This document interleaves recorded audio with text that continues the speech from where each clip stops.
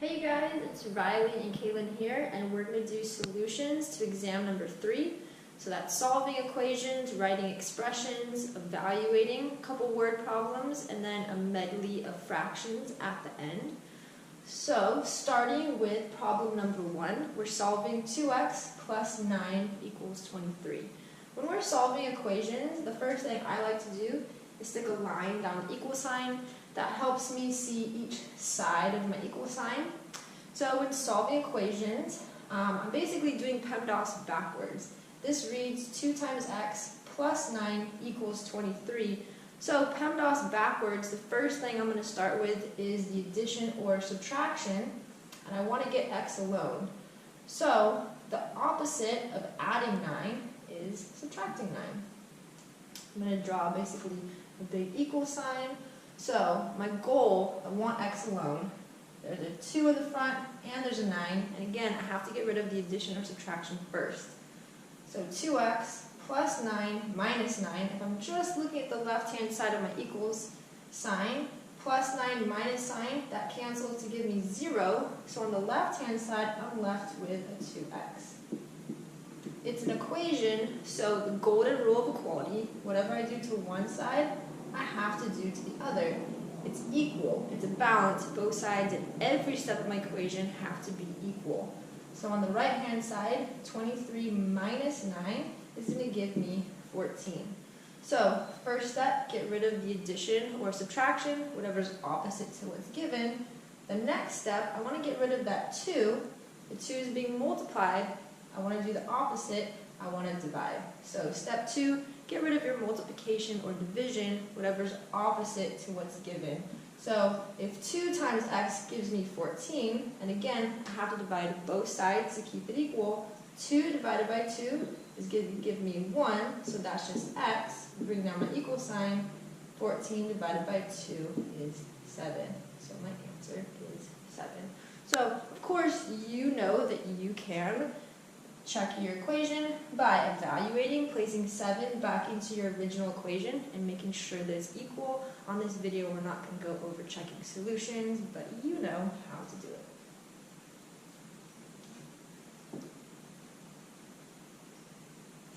All right, number 2.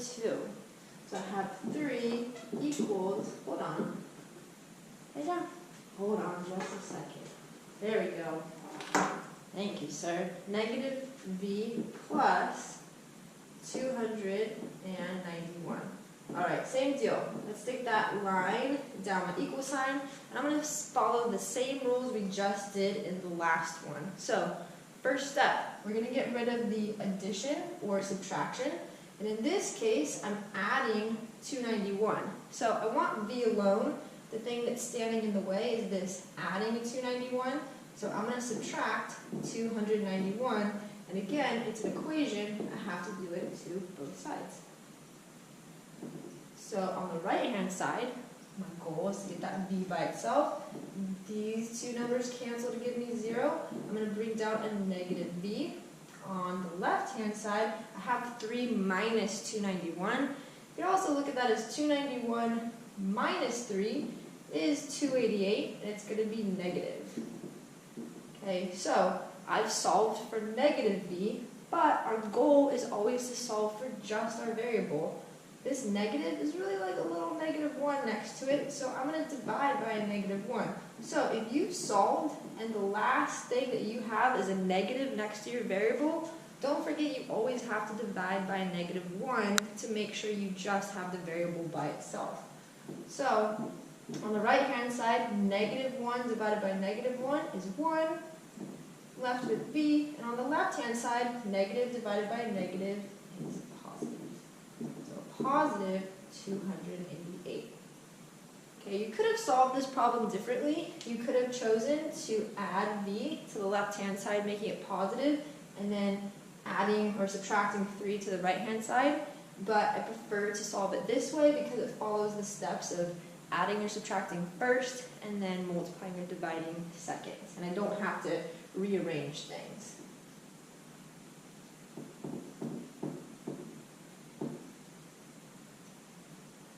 All right, number 3, I have negative 11 equals negative 6 plus 5x. Okay, same thing. Put our line down the equal sign. What's standing in the way of my x? I'm subtracting 6 and I'm multiplying by 5. First step, get rid of addition or subtraction, opposite to what's given, and I'm going to do it to both sides. I got to get rid of that negative 6, so I'm going to add 6. Negative 6 plus 6 makes 0, bring down my 5x. Okay, on the left-hand side, negative 11 plus 6, different signs, subtract. Take sign of the bigger number, I get negative 5. Okay, so we're almost there. The last step is, this says 5 times x, opposite is to divide. 5 divided by 5 on the right, and I have to do it to the left-hand side to make it equal. 5 divided by 5 makes 1. That's what we want, because we want our variable by itself. And on the left-hand side, negative 5 divided by 5 gives me a negative 1. Alright, so far we've only seen a variable that's been by itself on one side. The next problem has the variable on both sides. So I have a negative 3w plus 15w plus 7. Okay, I hope we can squeeze this in.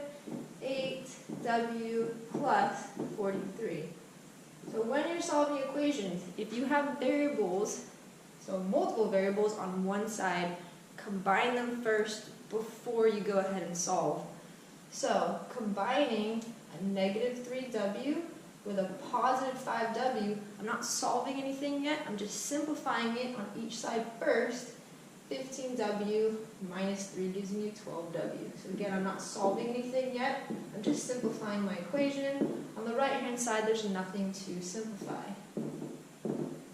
Okay, so when you have variables on either side of the equation, you got to put them together, but I can't put them together like I did here when they're on the same side. I have to use algebra, essentially do the opposite to move it. So I can choose if I want to bring the 12w to the right or the 8w to the left.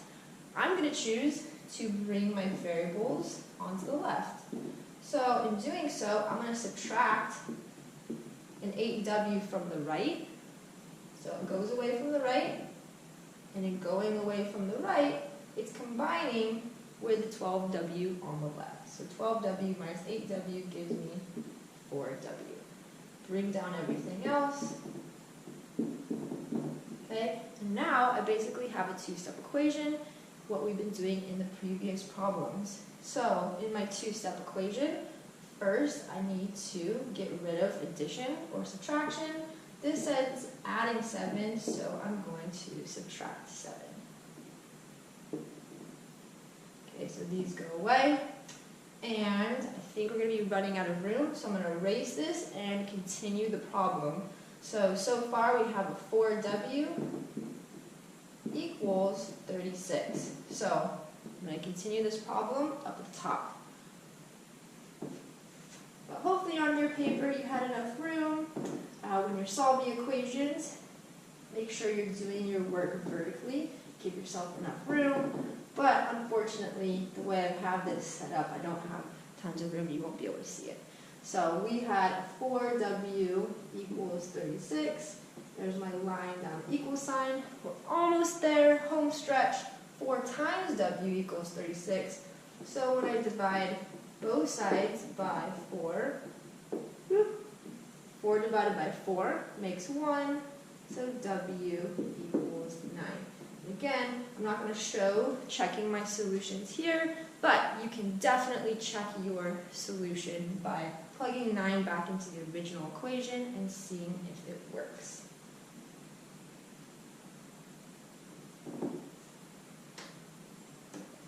Alright, the next problem, we have 9 times y minus 2 equals 18. Okay, so going along with the same theme as the last one, where I combine like terms before I solve it, if you have parentheses, you have to simplify that as well.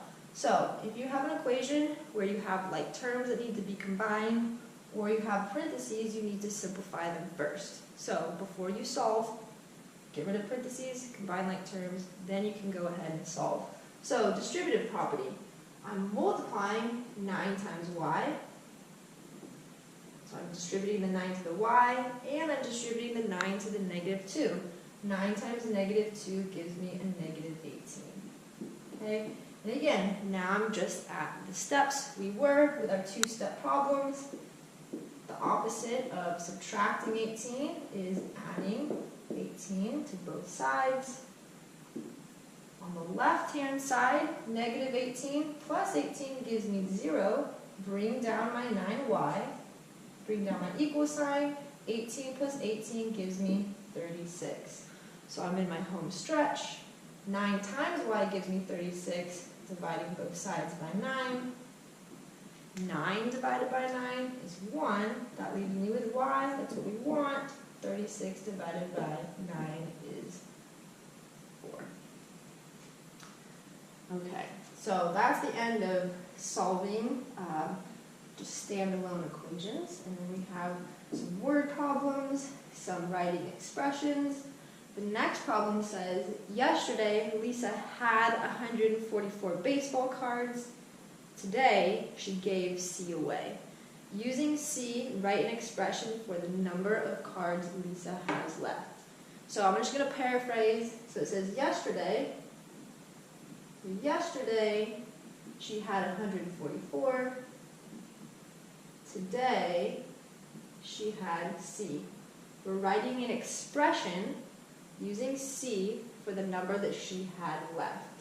So what she has left, so if you started with 144, what she has left is we're subtracting out how many she gave away today. An expression means there's no equal signs. I'm not solving, so we are done.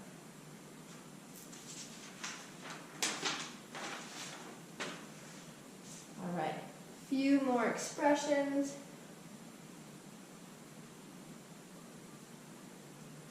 All right, so translate into an algebraic expression, C more than 2. So the order does matter when you're writing an expression. C more than 2. I'm starting with 2. That's really my reference. I'm starting with 2, and then C more than, I'm adding. I don't know how much, it's C. So C more than 2. So make sure that you're putting it in the right order. I know I'm starting with 2 because that's where my reference point is. It's kind of where I'm starting. C more than 2.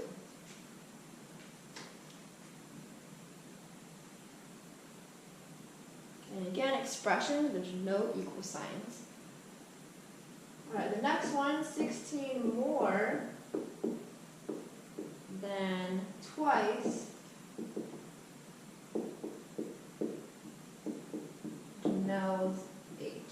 Okay, and we're using J to represent Janelle's age.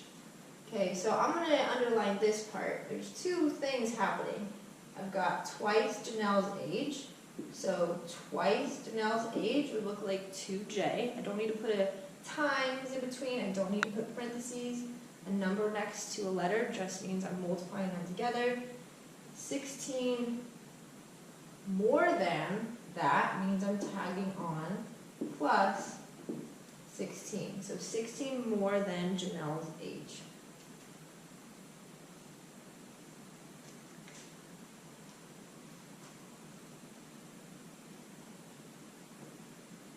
And the next problem asks us to write an equation. It says write an equation. Also, when you see the word is, that's our equal sign. So twice the difference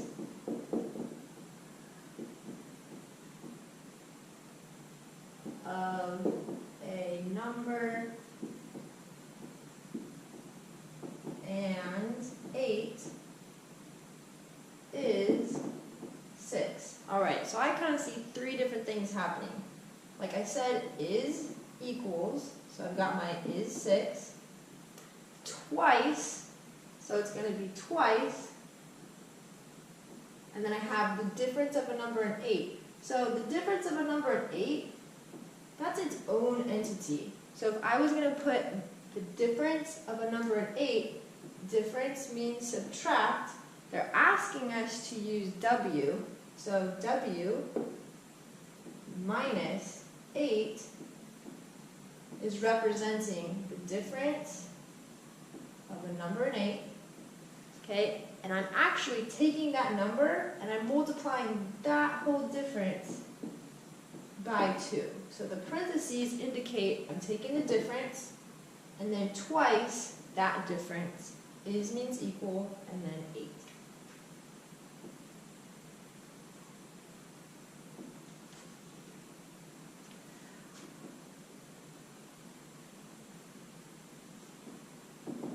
Alright, so we've got a couple word problems.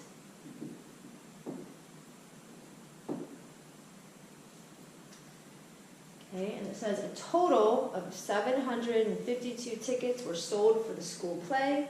They were either adult tickets or student tickets. There were 52 more student tickets than adult tickets. So 52 more students. So just from that information, I'm going to say there are more students than adults. So student ticks plus adult ticks. So anytime you read a word problem, draw a picture. If you're not even sure how to do it, take the information and try to make some sense of it. From reading it, I haven't done any math yet, but I know there's more students than adults, and when I add them, it says a total, so a total is 752. Okay, there were 52 more students than adults. How many adult tickets were sold? So let's start with the end. Whatever the question asks, it says how many adult tickets were sold. Adults, that's going to be A. Okay, I can only use one variable. I'm going to assign the question A. So that's my variable. How many adult tickets? A. That's what I'm looking for. There were 52 more student tickets. So if there are 52 more than A plus 52 means 52 more than A. So essentially, I have my equation right here. A plus 52